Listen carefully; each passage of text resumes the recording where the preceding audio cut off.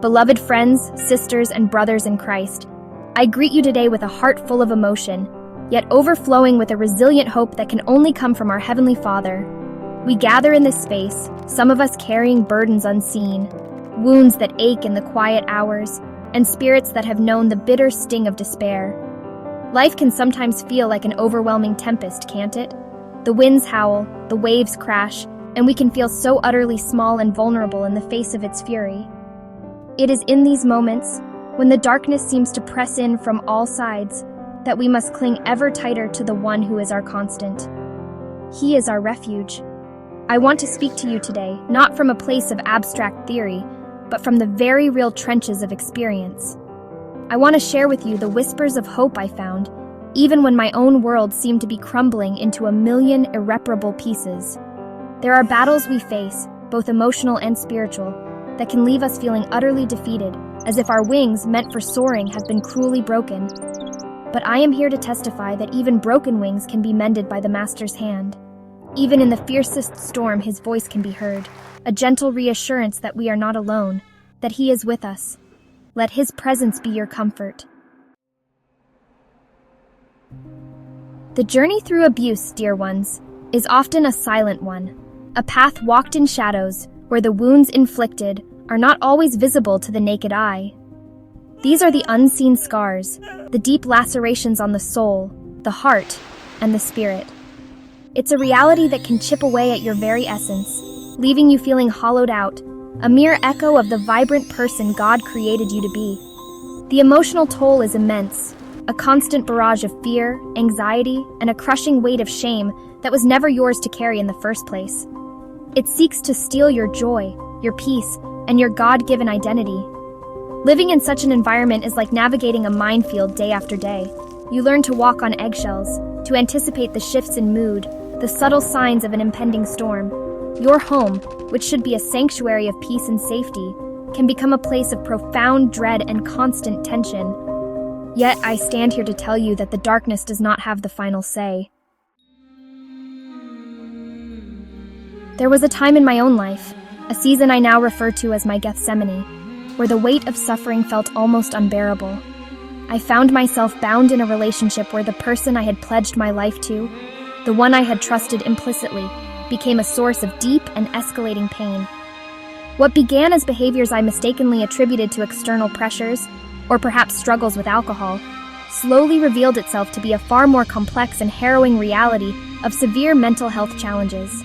I poured my heart and soul into trying to find redemption for us, to restore what felt like it was slipping away. I prayed, I pleaded, I sought counsel, believing that love and faith could conquer all. But instead of healing, the abuse intensified. It was a slow, agonizing descent into a darkness I had never imagined. My spirit, once vibrant and full of hope, began to break under the relentless pressure. It was in this place of utter brokenness that I began to understand on a level I never had before, the true meaning of relying solely on God's strength. Just when I thought the storm could rage no fiercer, I found myself thrust into the bewildering and often brutal world of the family court system. This, my friends, was a new kind of trauma, a place where I naively expected justice and protection, but instead often found a system that seemed to perpetuate the very suffering I was trying to escape. It became a place where my voice, the voice of a survivor seeking safety for herself and her children, felt drowned out, dismissed, and at times disbelieved. The pain of this betrayal by a system designed to protect was almost as devastating as the abuse itself. In that disorienting labyrinth, I experienced the agonizing loss of my children, my home, and what felt like my entire life as I knew it. I felt discarded by a system that seemed ill-equipped to understand the insidious nature of coercive control and psychological abuse. The truth became distorted, twisted by manipulative narratives, and lies were often embraced with an alarming ease. This systemic failure is not just a personal grievance. It is a widespread crisis that leaves countless survivors feeling re-traumatized and utterly abandoned. Section 5. A divine promise, healing for the brokenhearted. But even when earthly systems fail us, even when the injustice feels overwhelming, there is a higher court, my beloved, presided over by a judge who is perfectly just, perfectly loving, and infinitely powerful. Our God sees, He knows, and He has made promises to us that no human failing can ever negate. One of the most precious of these promises is found in Psalm 147, verse 3. He heals the brokenhearted and binds up their wounds. Oh, let that sink deep into your spirit today. He doesn't just acknowledge our broken hearts, He actively heals them. He doesn't just see our wounds, He tenderly binds them up. This is not a passive God we serve. He is a God of action, a God of intimate care. The wounds may be deep, the scars may linger as reminders of battles fought, but His healing touch can bring a wholeness that surpasses all understanding. Section 6. The Roar of Justice. A prophetic turning of the tide. For too long, the voices of the broken have been whispers, unheard cries in a world that often turns a deaf ear to suffering. For too long, injustice has seemed to reign, and the wicked have appeared to prosper while the innocent are crushed. But I stand here today, under the anointing of the Holy Spirit, to declare to you that a new day is dawning. There is a turning of the tide, a divine shift in the spiritual atmosphere. The Lord Himself is rising up on behalf of His afflicted ones, and the quiet pleas of the wounded are about to become a mighty shout of victory that will resound through the heavens and shake the foundations of injustice. The Lord has seen every tear, He has heard every prayer, He has noted every act of cruelty and every perversion of justice. And His patience with wickedness has its limits. We are entering a season where God's justice will begin to roll down like waters, and His righteousness like an ever-flowing stream. The tide is turning, beloved. Section 7. Introducing the Sanctuary, the Broken Wings Healing Center. Out of the ashes of immense personal pain, and fueled by a divine vision for widespread healing, the Lord has laid it upon my heart, and the hearts of those who stand with me in Eshmisrad Ministries to establish a sanctuary. This place, born from a deep understanding of suffering and an unshakable belief in God's restorative power, will be called the Broken Wings Healing Center. It is envisioned as more than just a building. It is designed to be a beacon of hope, a refuge for survivors of abuse, a place where broken wings can truly learn to mend and soar once more. This healing center will be a safe haven, a place where those who have endured the trauma of abuse can find solace, understanding, and practical support.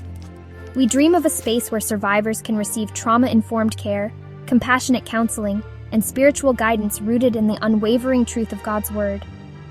It will be a place to breathe, to heal at one's own pace, and to be surrounded by a community that understands the journey because they too have walked similar paths, or are dedicated to lighting the way for others.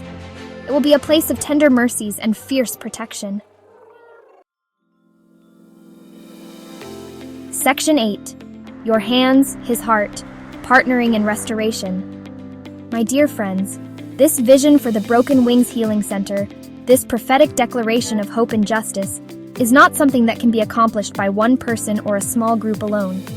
It requires a community of faith, a gathering of hearts willing to answer God's call to do justice, to love kindness, and to walk humbly with your God.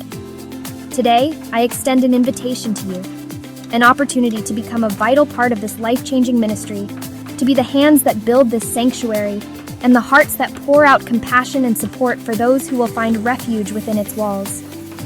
There are several tangible ways you can partner with us in bringing this vision to fruition and in supporting the ongoing work of Eshmisrad Ministries.